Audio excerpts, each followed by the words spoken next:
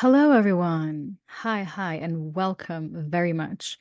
I so kindly greet you to my very brand new podcast, Resonance Astrology, which is from my personal brand.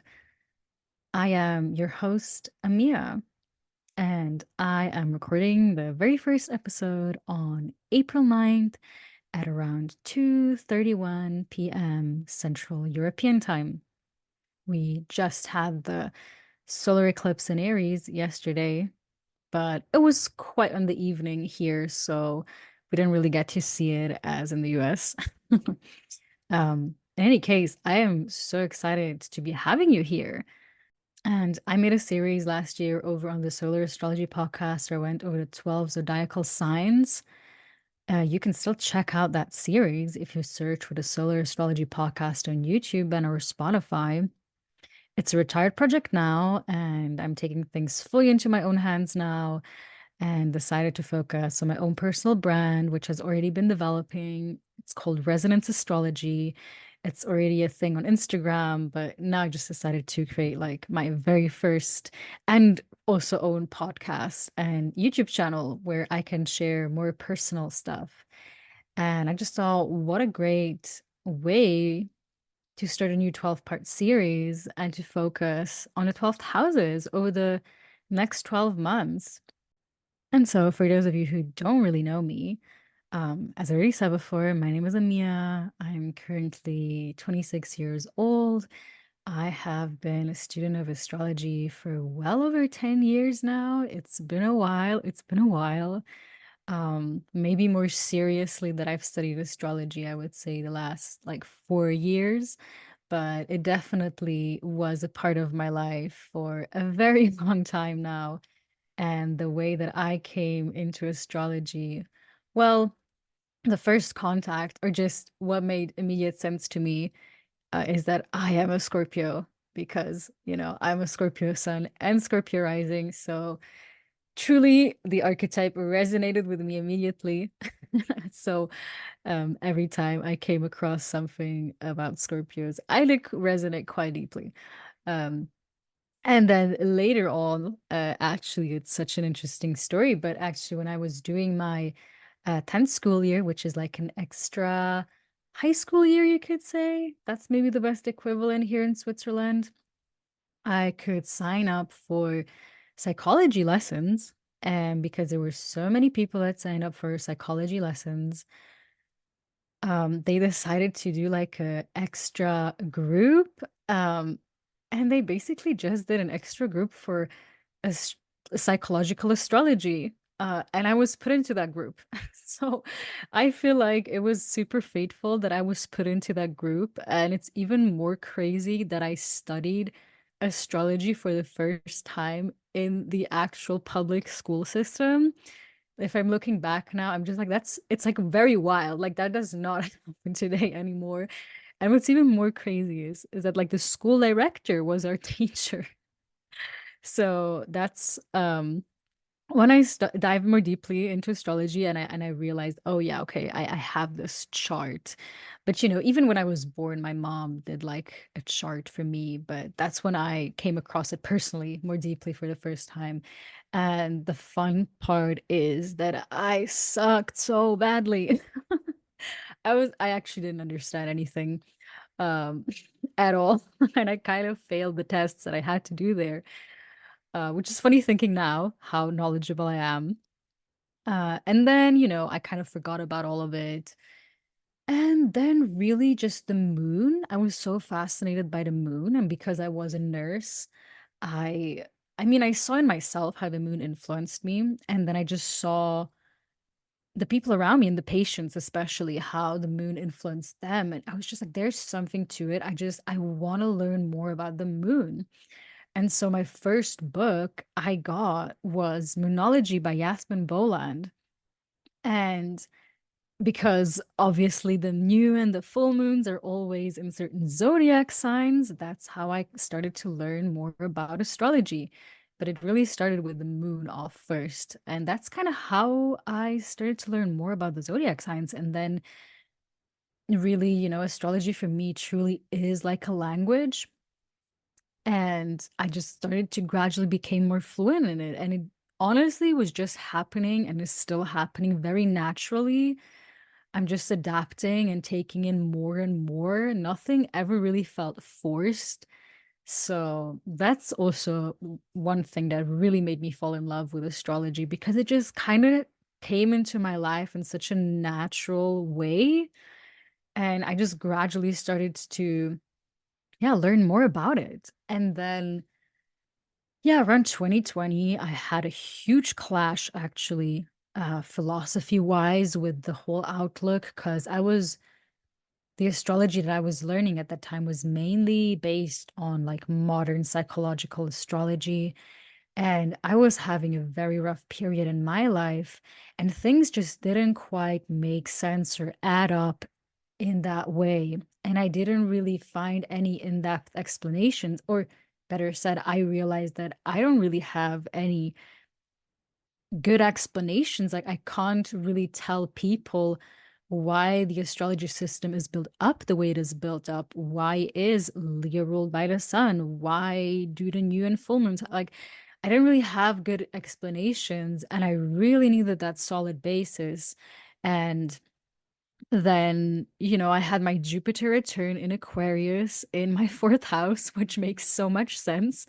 And that's really when ancient Hellenistic astrology came into my life. And I stumbled across, I mean, I already knew the astrology podcast before, but I just took a deeper dive into it. And that's also when I came across my very first, like, true astrology teacher, Adam Allenbus from Nightlight Astrology. And that's also where I took my course. And well, a year before, I was actually already taking a course on herbal astrology by Seja Popham, which was also amazing. But he is more of a herbalist at the end of the day than an astrologer. He studied under like Judith Hill, which is also something I would really like to do. And maybe get my hands again more onto medical astrology because I come from the nursing field. It is something that is super fascinating for me. I just haven't had so much time to dive more deeply into that, but it's in the future prospects, perhaps. But again, that's when I came across Hellenistic astrology, and I just fell in love because it just felt like everything that was missing was finally coming into place. And it just made so much more sense. It was like the missing bases that I didn't know I needed, especially because I really also learned about the history of astrology. And yeah, it's like I didn't know how important that was for me and just in general. Like, I feel like throughout studying the history of astrology, I didn't just like, I feel like I just learned about life itself, about humanity and how humanity evolved and psychology evolved and how the world changed. It was just extremely fascinating. And I feel like now I have such a better base with everything. And truly, the houses were a big, big part of that. So before, I mean, I already made like a whole small intro here with my self-introduction again.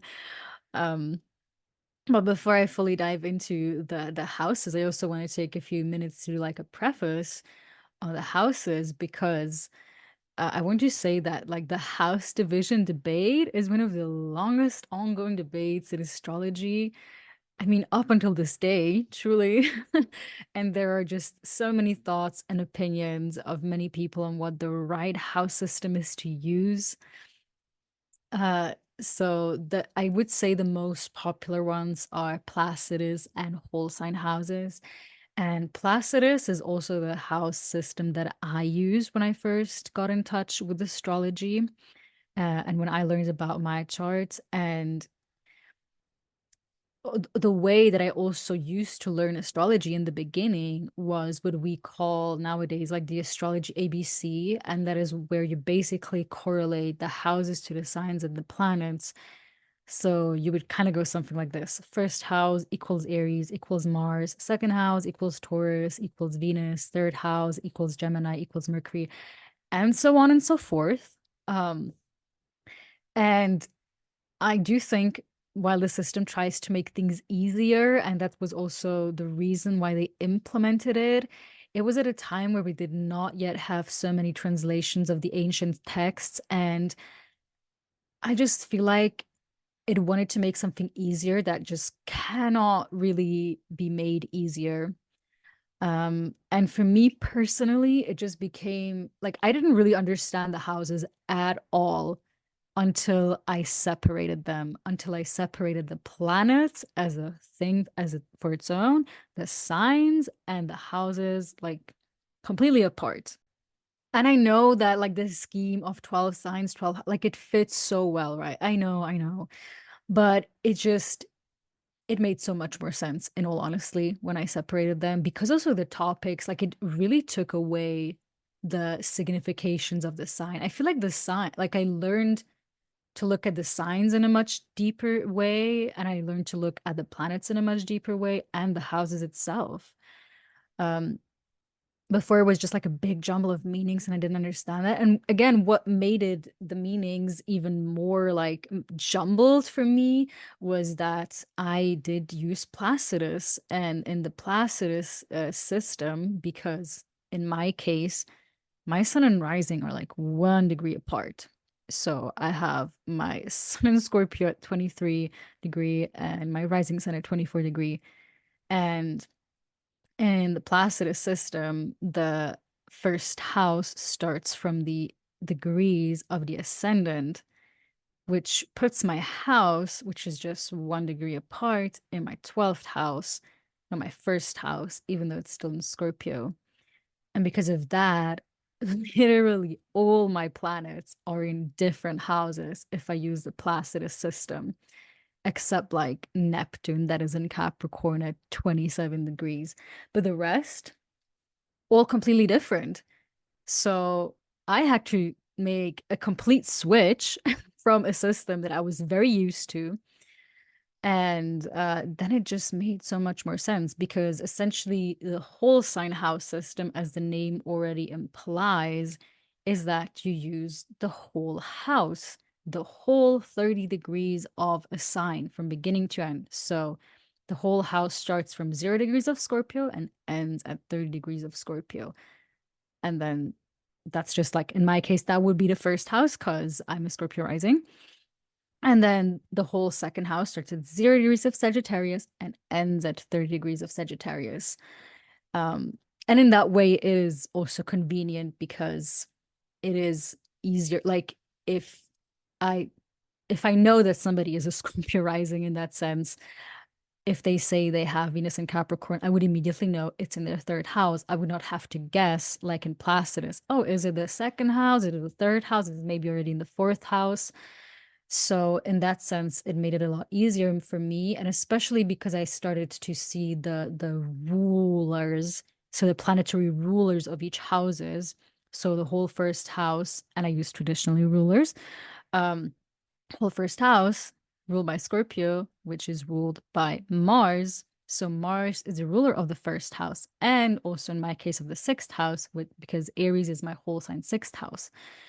So even the empty houses have so much to say, and it just made so much more sense to me after I adopted the whole sign house system. And something else that was also really bothersome to me at the time when I was not separating the houses is that when I learned about the Hellenistic, like the whole sign houses, and where I saw, okay, there are houses that literally have good and bad meanings. There are good and bad houses. And that was just, in a way, such a relief because I was going through a very rough sixth house transit during that time. And at that point, I was still, following the old system. So I was like, oh yeah, okay, sixth house is the Virgo house. So it's like with service and wellness and health and all of that and daily routines and it was just that was not what was going on in my life at all.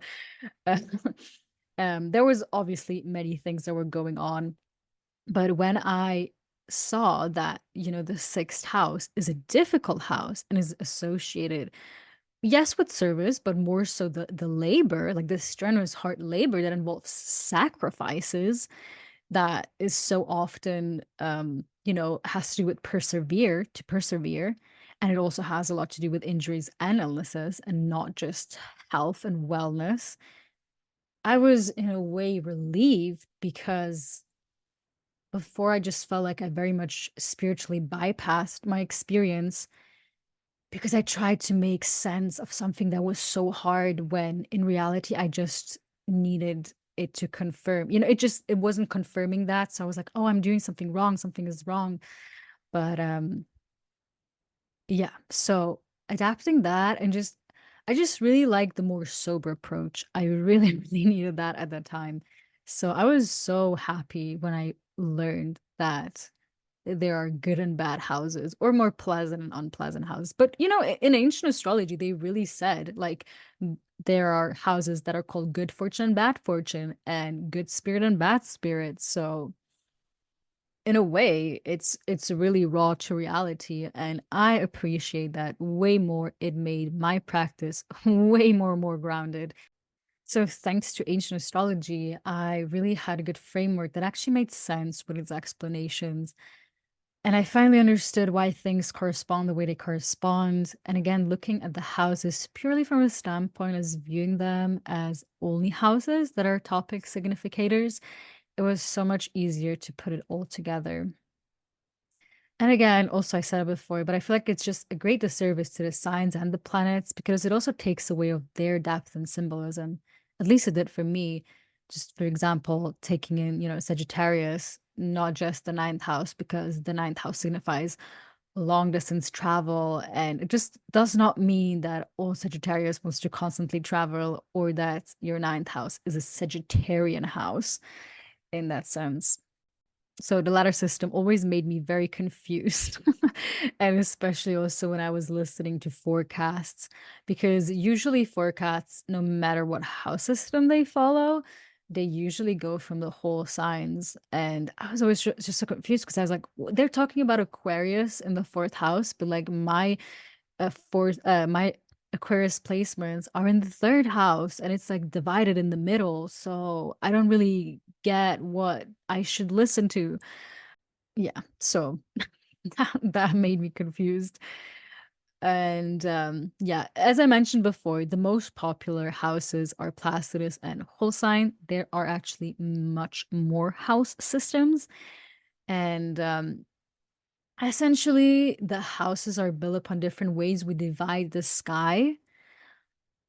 But if you want a deeper explanation just to that, I can just highly suggest checking out the astrology podcast by Chris Brennan.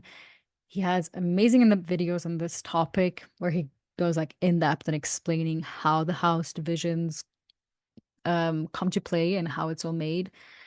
And it's just like I would just really like shouting out the astrology podcast because I so often I can't believe how much free knowledge is being shared out there, and I'm just always so thankful for Chris. So it's my favorite place to pinpoint people to learn more. So yeah, personally, I decided to pretty much settle now and have been settled for the past few years using whole sign houses. It just works so much better for me.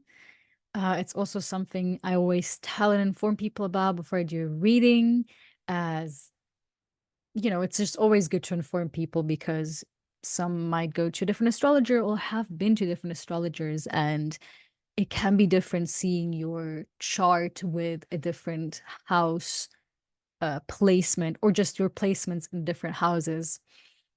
So it's good to know which house system your astrologer is using. So, this is the way that I will guide you through the 12 houses. And while I'm going to do this in the 12 months, with the 12 zodiac signs, again, I just really want to say it's more so for convenient purposes, and I'm not correlating them together at all. I will probably mention this a few times, but I am just doing a more in-depth preface here because it's the first episode. And the houses really are just houses. They're separate from me. But I will also do a mini series in between where I go through the zodiac signs in the houses and a planets through the houses. So totally stay tuned for that too. So it's going to be like first house thread design. So I will be doing, like what Aries first house, Taurus first house. No, no, no. It's basically if you have your rising or ascendant in that house. And I will get to that in a minute. And again, the planets, what it means if you have Mars in your first house, all of that. I mean, in a way you can say that the tone is already set a bit because you always have a ruler depending on your rising sign. We'll also get into that in a minute. But just it's also interesting to say or to see what planets mean if they are also in your first house. So that's what the mini series is going to be about, and it's going to be much shorter probably. So again, stay tuned for that. And so, as I said, now we can fully focus on the first house. Yay. So the first house in ancient astrology is also called the Helm. And it is called a Helm because, in a way, the first house, or even more precisely, the planetary ruler of your first house, is said to be the steer of your ship. So the Helm is like the main part of it. So all planets in the first house also take on a very significant role. And when we say the Helm, we really mean the core operating system. And the big question then is, well, who is operating your ship? What is your personal helm crew? And so in modern astrology, there's this big concept of the first house or your ascendant, which is always in your first house, meaning your first impression or how you are perceived. And it's not necessarily wrong, but it is much deeper than just your appearance. And it also greatly has to do with where your ruling planet is located. So, for example, if you're a Taurus rising, it means that Venus is the steer of your ship because Venus rules over Taurus. So, Venus might, for example, be in Leo in your fourth house, which would give the Taurus rising person a much greater eminence and glow. It would also indicate that the fourth house, which correlates to family and the homeland, that a native's family might be very important or prominent in their life and that they are very close with them in some sort of way, or the way that they grew up in really informs how they have and build relationships with others, right? Because Venus is the significator of relationships in a broad sense. We could also take the example of a Leo rising, and in that sense, your sun, because Leo is ruled by the sun, is maybe in Pisces in your eighth house. So this might give you a much more secretive persona, even as a Leo rising. And you might be really influenced by the generous resources of others when it comes to your life path, since the eighth house has to do with resources of others. But yeah, these are a bit like broad examples, but I'm just trying to give you tangible examples so you can see the differences. And I also just want to mention that your rising sign and the ascendant are basically the same, but not exactly. But more on that in a minute. So, ancient astrology is very much more relationship based in that sense that you have to look at how everyone is interacting with each other. With this, I mean how the planets are interacting with each other. If we take the first example of the Taurus rising, we would also have to look at the other Venus ruled houses of Libra, which in this case would be the sixth house. So Venus in Leo rules over the first and sixth house. In the case of the example of the Leo rising, we must only look to one house where the sun is located, since Leo is the only sign ruled by the sun, sorry. Because wherever your rising sign is, it will create the house system from that sign onwards.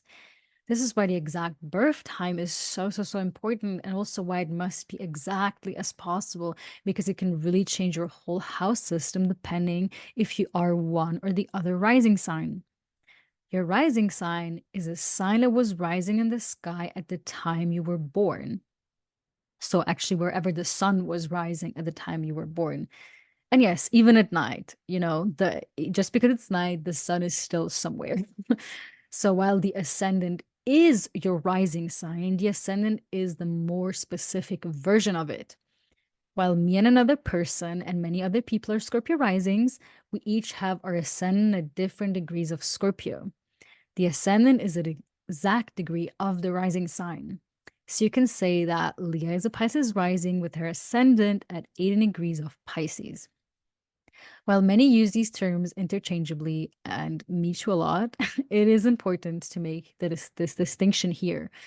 This is a reason why in the Placidus system, I can be a Scorpio rising with my sun in Scorpio in the 12th house, but in the whole sign houses, I am a Scorpio rising with the Scorpio sun in my first house, because the whole rising sign makes up the first house in the whole sign houses. But the Placidus system creates the first house from the degrees of the ascendant onwards. And as I already mentioned before, but I'm just going to briefly mention it again. In my case, because my Scorpio ascendant is at 24 degrees, that's where my first house starts from. And it also puts parts of Sagittarius, and like my Mercury in Sagittarius at 5 degrees is technically also in my first house in Placidus. But again, because in whole sign houses, the first house starts from 0 degree of Scorpio and ends at 30 degree of Scorpio. And my second house starts at 0 degree of Sagittarius and ends at 30 degrees of Sagittarius. With whole sign houses, my sun is, in that sense, obviously my first house, and Mercury in Sagittarius is obviously in the second house. So in with whole sign, it will always be much more distinct, and you will know exactly where a planet is located if you know the rising sign. But with Placidus, it might not be so distinct. And once again, I just want to say I'm giving you examples and showing you the differences. And like I have no intention whatsoever to start a debate of what is better or worse. These are just things that work for some people and work less for other people. But it helps me personally to understand things better. And I hope it can also help you to understand things better and differentiate why it's different between both of them. First house, therefore, is the most important and most personal house for the native, since everything springs from the ascendant forward. The other houses get their meaning literally from the relation towards the ascendant. For example, in the case of the bad or more difficult houses, like the second, sixth, eighth, and 12th house, they are in aversion to the ascendant. They don't form an aspect to the ascendant, such as a trine, a square position, or sextile. So this means the ascendant can't really see them, can't really relate to them in that sense. This is what makes the houses harder to deal with, at least these particular houses. But the important part is here that but the important part here is to know that we can only know what the houses are if we for sure know what the first house of the natives is, meaning if we know what the rising sign is. So the seventh house, for example, where the ascendant is located in, which will always be in exact opposition to the ascendant, we must know the ascendant, otherwise there is no descendant. So do you see how the first house really forms the whole base and is really extremely informative of the native itself? Actually, a lot of times when people used to ask someone for their sign, they would mean their rising sign. What was the sign that was rising when you were born? As this was a deep significator of the native itself. Nowadays, when we ask for someone's sign, we usually mean or say our sun sign, which so often is not the most important planet, unless you are a Leo rising or have the sun closely located by your ascendant, granting the sun a sort of co-piloting function, which would literally be my case. But otherwise, often the sun has a completely different function and shows up in our life in other ways, sometimes even not so prominent in us, but maybe in others. If the sun, for example, is located in the seventh house, it might speak much more of the close people the native is in contact with and the close it might be like a very prominent, eminent person that the person is together with, but it's not the person itself. So, really, the rising sign, but even more specifically, the planetary ruler of the rising sign is the most important and personal significator of the native and their life. You greatly how the steer of your ship is operating. So, for example, for people that have their ascendant or rising sign in a Virgo or Gemini and are ruled by Mercury, Mercury being their steer of their ships, they might always, tend to look more or be more influenced by what Mercury is doing. So they will usually be very influenced at how, when Mercury is retrograde. And for example, like in my case, I'm ruled by Mars. So I always really kind of feel what Mars is doing. There are obviously other timing techniques, but this is not the video or the episode to get more in touch with this, where you could see, oh, like what is the planetary ruler of the year as an annual perfections and many other things. But again, it's like we don't have time to look at this. But essentially, you can just say that whatever your planetary ruler does will always somehow inform you more greatly or be influential to you. So again, in my case, as a Scorpio rising, what Mars is doing, kind of always feel that more deeply. So I also want to touch upon the angular triads, which is basically a sequence of three places followed by the same sequence. In this case, the first house is on the angle, the second house is succeedant, the third house is in decline. The fourth house would be on the angle again, the fifth house is succeedant, and so on. The first house in this case falls into the angles. The angles are the first, fourth, seventh, and the 10th house. They form two squares and one opposition from the ascendant onwards, making it a square in total. This is also what we refer to with the signs as a cardinal fixed or mutable cross, since whatever sign your ascendant is located in, the angles will follow the same modality because they also follow the sequence of three. So if you are Aries rising, which is a cardinal sign, your other angular houses will be Cancer, Libra, and Capricorn. The angular houses carry the biggest importance and are the places where we often feel the transits hit the most. Let's also touch upon the planetary joys. Not every house has a planet in its joy, but the first house does, and Mercury has its planetary joy there. But why Mercury? It is because this is the place where the sky and the earth unite, and thus Mercury, the messenger of the gods that can travel from the upper into the underworld and vice versa, can bring these two realms together. Since the upper part of the chart is usually associated with the realm of the spirit, and the lower part of the chart usually associated with matter of the physical realm.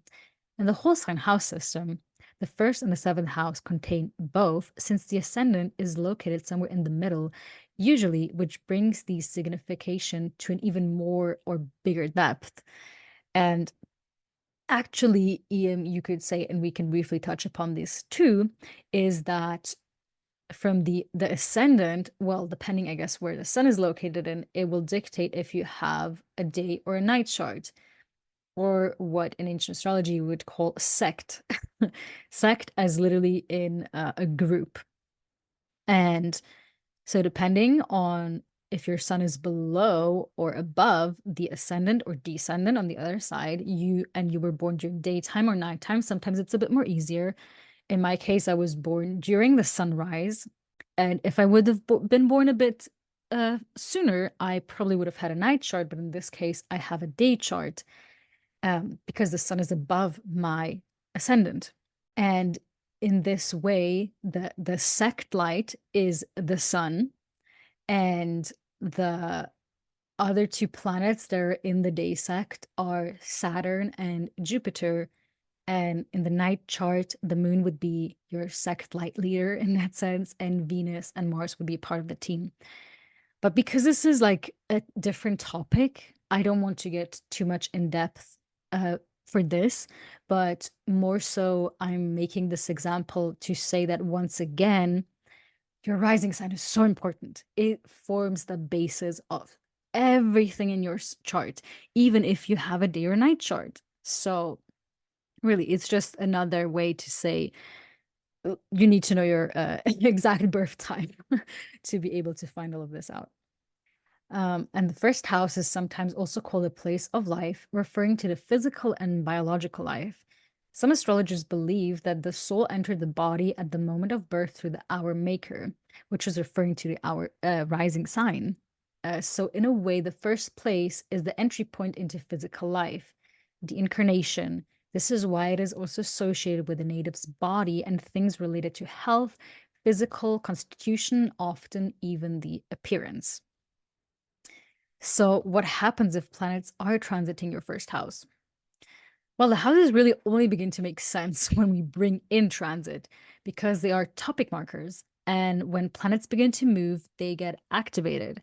We can say that generally a first house transit will indicate a sort of new beginning or new start, Our health and appearance can change, and we might change the way we look by getting a new haircut or starting to work out and get fit. It might be new knowledge and things you learn about yourself and the way you relate to yourself and what type of relationship you have with yourself.